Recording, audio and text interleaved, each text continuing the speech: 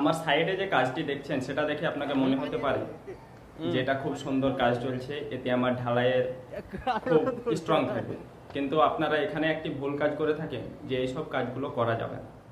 কেন করা যাবে না আপনাদেরকে ডিটেলসে বোঝাই। যে আমি সাইডে যে কাজটা আমি মেনশন করে রেখেছি আপনারা দেখতে পাচ্ছেন, এটা একটা পিলারের গোড়ায় ইট দিয়ে ঘোরানো আছে। আপনাদেরকে হয়তো লাগতে পারে আমার খুব মজবুত কাজ হচ্ছে, কিন্তু আপনারা সম্পূর্ণ ভুল ভাবছেন। এইভাবে কাজ কখনোই করবেন না, বা কেউ করলে আপনি মানা করবেন, কারণ এতে অনেক ক্ষতি করে। কারণ যে ইটটা দিয়ে আপনি গাচ্ছেন, আমরা যেটা জানি যে একটা ইট জল শোষণ করতে সক্ষম।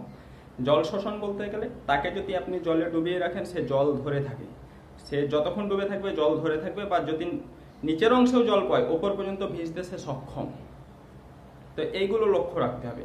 আমরা যে নিচের যে সাইডটা পিলার আপনার বেস ঢালাইয়ের পরে যাই হোক একটা টাইবিং মারতে হয়, তার জন্য হয়তো ভিট লেভেল করতে হয়, ততটা আমরা পিলার গাঁথি, সেটা হয়তো ইট দিয়ে গাঁথি, কিন্তু এগুলো করা যাবে না, ইট দিয়ে গাঁথা যাবে না।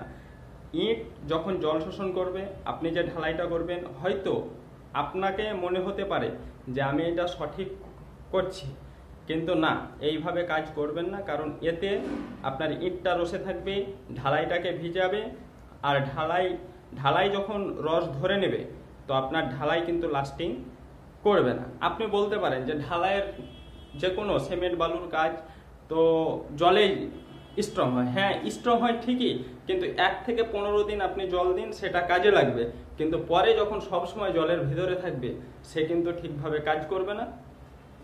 শুধু ঢালাই হলে করবে, এটা মনে রাখবেন। শুধু যদি ঢালাই হয় তো সে ঠিক থাকবে, যখন তাকে ইট দিয়ে ঘেরবেন তখন কিন্তু সে ঠিক থাকবে না। তাই কখনোই এইভাবে কাজ করবেন না, বা কেউ করলে তাকে মানা করুন। আর আরও কিছু আপনাদের জানার থাকলে অবশ্যই কমেন্ট সেকশনে জানাবেন।